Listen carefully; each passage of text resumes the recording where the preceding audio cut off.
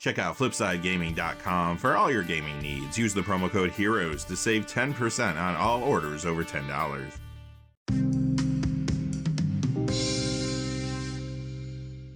Hey there, this is John from Heroes and Legends, and welcome to this special edition of the Magic the Gathering Market Watch. We're going to see which cards were the top 10 hottest cards 1 year ago this week in July, and then determine if they're a boom, did they go up in value since then, or a bust, did they go down in value. Quickly before we get into it though, just a fast reminder, if you go to FlipsideGaming.com, you can use the Heroes promo code to save 10% on orders over $10. Currently, you can pre-order Commander Masters products there. They also have Wilds of Eldraine products open for pre-order now as well, and they have a whole lot of other things on their website. Remember, if your order's over $100 or consists only of singles, shipping will be free in the United States. Also, whenever you use the Heroes promo code, it does support the channel, which is always appreciated, so thank you, and without any further ado, let's get into it. Number 10 1 year ago was Orb of Dragonkind. This was going up $1.05 to $3.97 for a 36% increase. A year ago, Commander Dragon decks were very hot thanks to the support that they got from Commander Legends Battle for Baldur's Gate. This was in popular Dragon builds like the Ur-Dragon and Tiamat, but it was also in builds around a whole bunch of new cards then. Miram Sentinel Worm, Lozan Dragon's Legacy, Ganix Astral Hunter along with a background Acolyte Bahamut, and this was also a good upgrade to the Draconic Descent Commander deck, which was new then. Plus it was in fresh builds around the front-facing Commander from there for Crag Cunning Instigator. Fast forward to today, and this card was not reprinted over the last year. It is still found in a variety of Commander Dragon decks, the most popular being the Ur-Dragon and Miram Sentinel Worm. But the question is, could it hold its value over the course of the year? Let's take a look. No, the hype around Dragons at the time just had this card too inflated. It is a bust. Went down $2.31 this year to $1.66 for a 58% decrease. Number 9 was Shadowgrange Arcfiend last year. It went up $1.36 to $7.17 for a 23% increase. It was from Innistrad Crimson Vows Vampiric Bloodline Commander deck. And back then it was getting a bump in Commander play and builds around a card from Commander Legends Battle for Baldur's Gate, Raphael Fiendish Savior. So what's happened a year later? Well, it hasn't been reprinted. It still sees Commander play today in a number of builds, including Anya Falconwrath and Strefan Mauer Progenitor. But I have also seen this at times in builds around a new card from Lord of the Rings Tales of Middle-earth, Witch King of Angmar. Is that enough to keep this price steady? Let's find out. No, this is another bust. It went down $5.53 this year to $1.64. That's a 77% decrease. The hype around those Raphael Commander builds inflated this card a year ago, and you really don't see many people playing those decks anymore. Number 8 last year was Exalted Angel from Onslaught. It was going up $1.57 to $9.74 for a 19% increase. At the time, this was getting a little Commander play, and it did show up in a popular build, Giada Font of Hope. However, it was also one of the more highly played Angels in the pre-modern format, showing up in the Solution and other builds there at the time.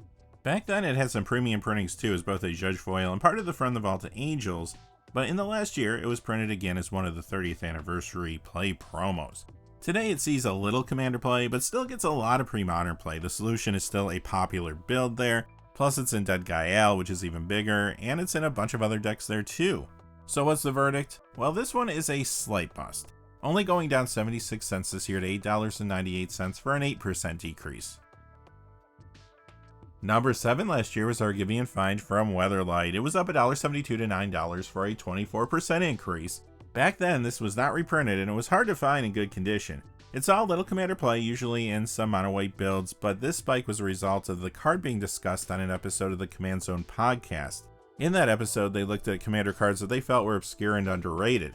Today, it still only sees a little Commander play, but I have seen some put this in builds around a card from Lord of the Rings Tales of Middle-earth 2, Tom Bombadil. And this card can see some pre-modern play as well, but it was reprinted this year.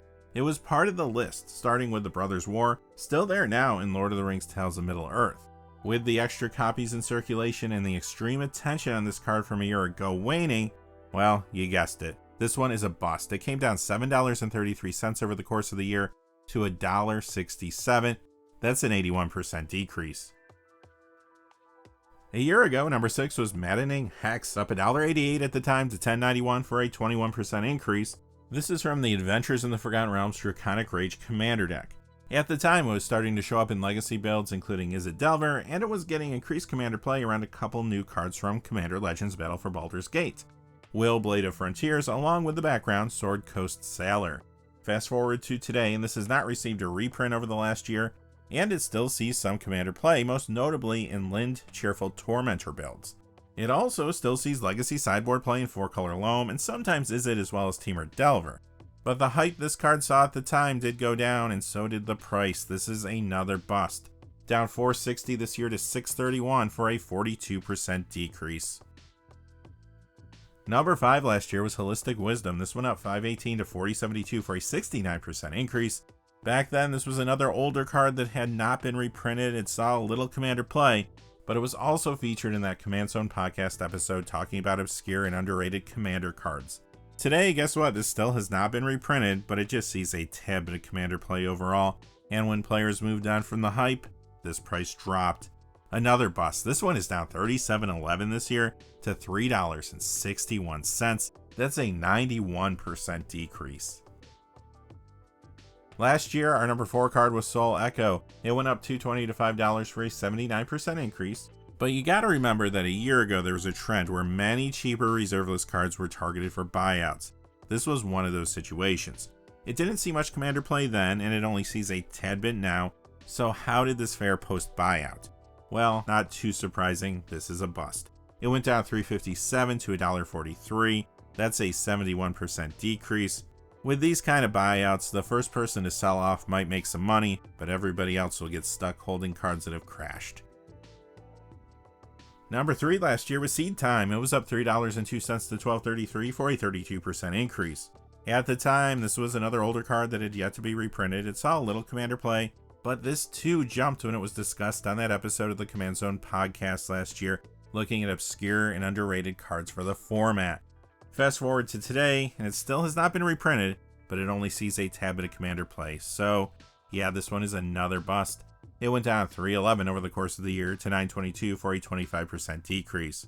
I will say though, this one did hold its value a little better when the hype died down.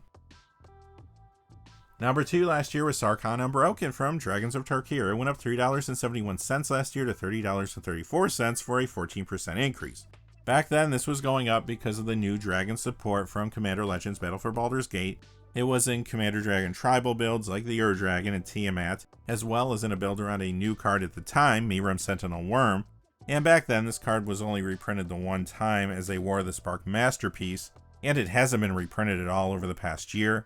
It also continues to see Commander play in all those same builds and more. I've even seen this in some decks around a Lord of the Rings Tales of Middle-earth card, Aragorn the Uniter. Is all that enough for this card to hold its value though? Well, this one is still a bust. There was just so much Dragon hype a year ago. It's down $14.36 over the course of the year to $15.98. That's a 47% decrease. And last year at this time, the number 1 hottest Magic card was Tower of the Magistrate. It was going up $16.22 to $37.60 for a 76% increase. So back then we saw this older card that had yet to be reprinted jumping pretty aggressively. It was in Legacy Naya Depths builds, but the reason it took off like this is because it was also in that Command Zone podcast video that we mentioned earlier, the one where they looked at obscure and underrated Commander cards. Today it still hasn't been reprinted, and it's still in Legacy Naya Depths sideboards, but doesn't really see much Commander play to speak of. So, when the hype died down, the price went down too. Over the course of the year, this went down $22.41 to $15.19. That's a 60% decrease, and yeah, all 10 cards this time were a bust. So, what are the final results? Last year, if you bought one copy of each of these 10 cards that we featured today, you would have paid $166.78. They worth today? Today, they're only worth $65.69. You would have lost $101.09. That's an overall decrease of 61%. So again, I think the lesson here is don't buy into the hype when something spikes because it's kind of the flavor of the month or the flavor of the week. The majority of the time, it just pays to be patient and wait it out. Now, a year ago, there was also a lot more speculation in the market, and something like that Command Zone video could have been a source for speculators to find cards that they wanted to go ahead and buy. You don't see as much of that today, as many of the speculators and resellers have moved on out of collectible markets, including Magic.